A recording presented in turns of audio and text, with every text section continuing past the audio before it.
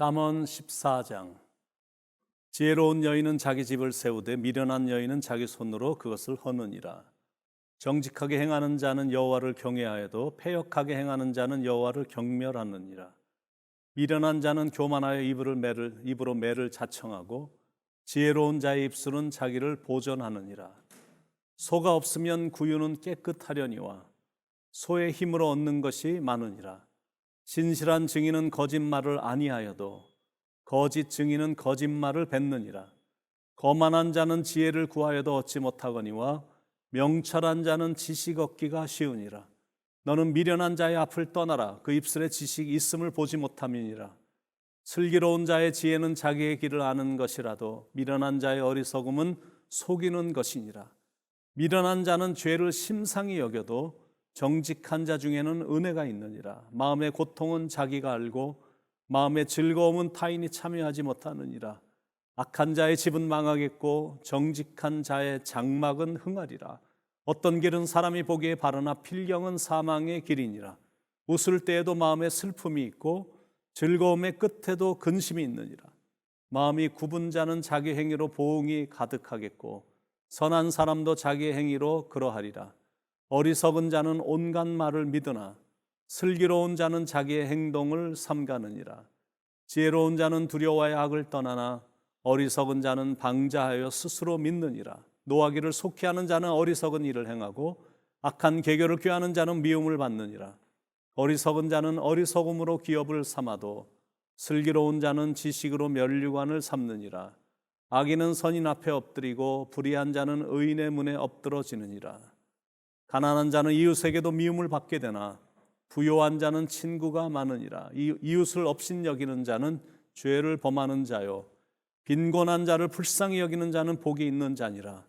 악을 도모하는 자는 잘못 가는 것이 아니냐. 선을 도모하는 자에게는 인자와 진리가 있으리라. 모든 수고에는 이익이 있어도 입술의 말은 궁핍을 이룰 뿐이니라. 지혜로운 자의 재물은 그의 면류관이요 미련한 자의 소유는 다만 미련한 것이니라. 진실한 증인은 사람의 생명을 구원하여도 거짓말을 뱉는 사람은 속이느니라. 여호와를 경외하는 자에게는 견고한 의뢰가 있나니 그 자녀들에게 피난처가 있으리라. 여호와를 경외하는 것은 생명의 셈이니 사망의 그물에서 벗어나게 하느니라. 백성이 많은 것은 왕의 영광이요 백성이 적은 것은 주권자의 패망이니라. 노하기를 더디하는 자는 크게 명철하여도 마음이 조급한 자는 어리석음을 나타내느니라.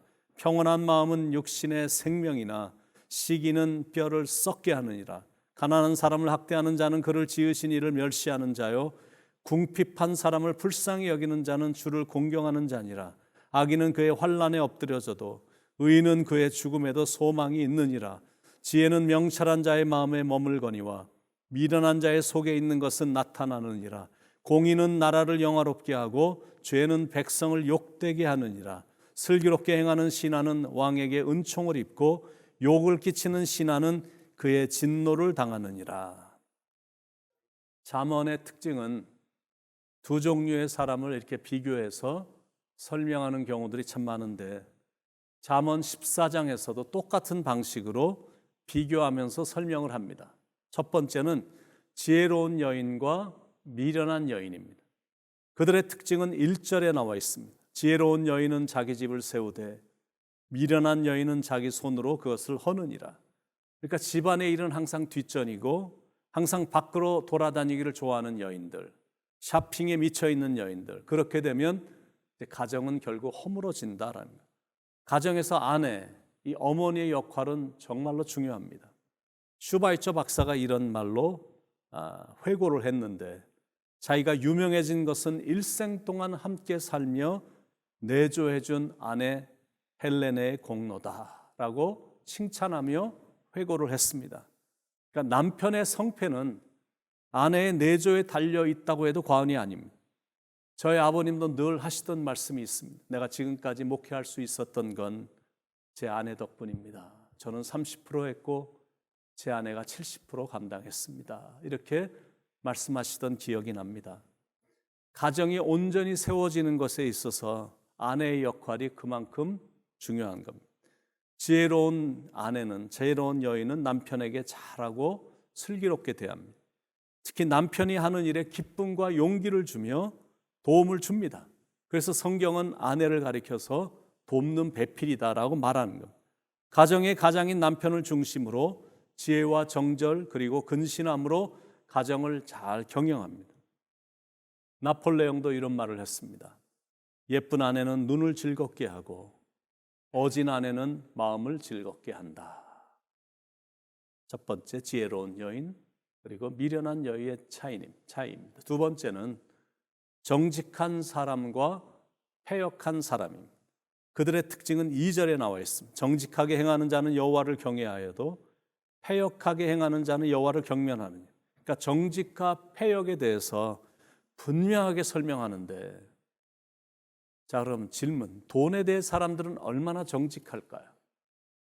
미국의 경제 잡지에서 전국적인 설문조사를 했더니 전반적으로 여자가 남자보다 더 정직하고 나이든 중년과 노년이 35세 미만의 젊은 층보다 더 정직하고 전문직에 종사하는 사람들이 사업가들보다 더 정직하다라는 그런 통계도 있습니다.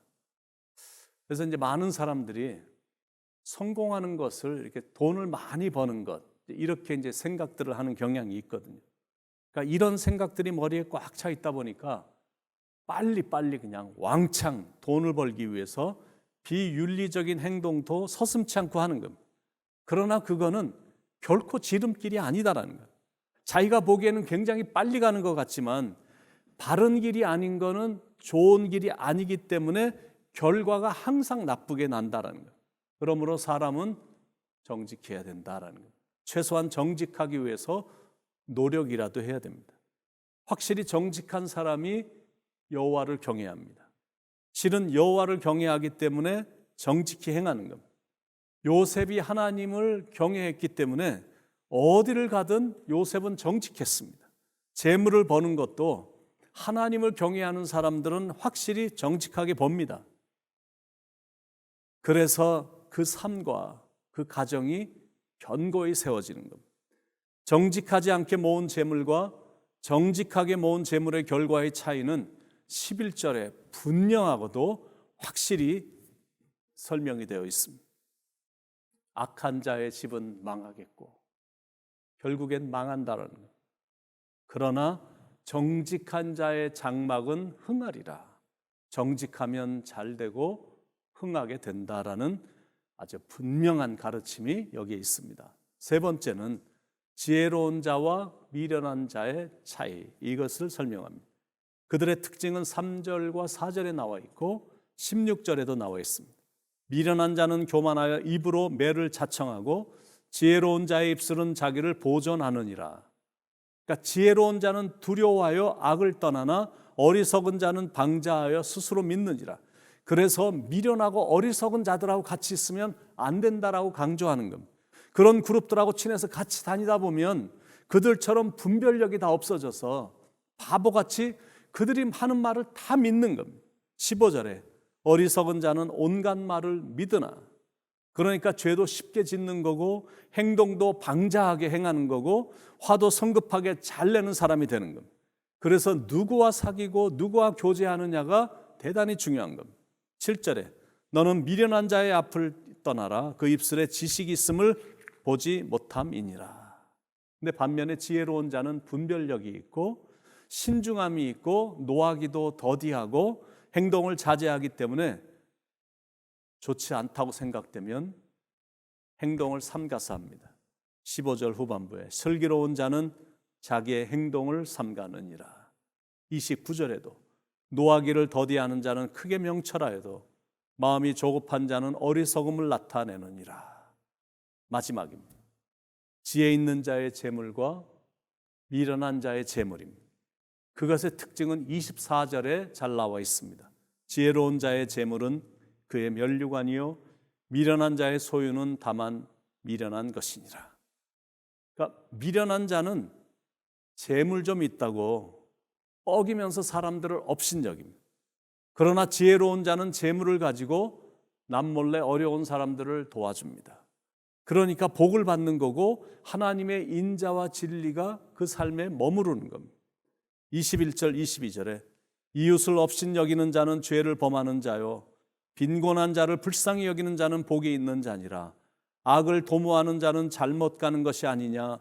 선을 도모하는 자에게는 인자와 진리가 있으리라. 31절에도 가난한 사람을 학대하는 자는 그를 지으신 이를 멸시하는 자요 궁핍한 사람을 불쌍히 여기는 자는 주를 공경하는 자니라.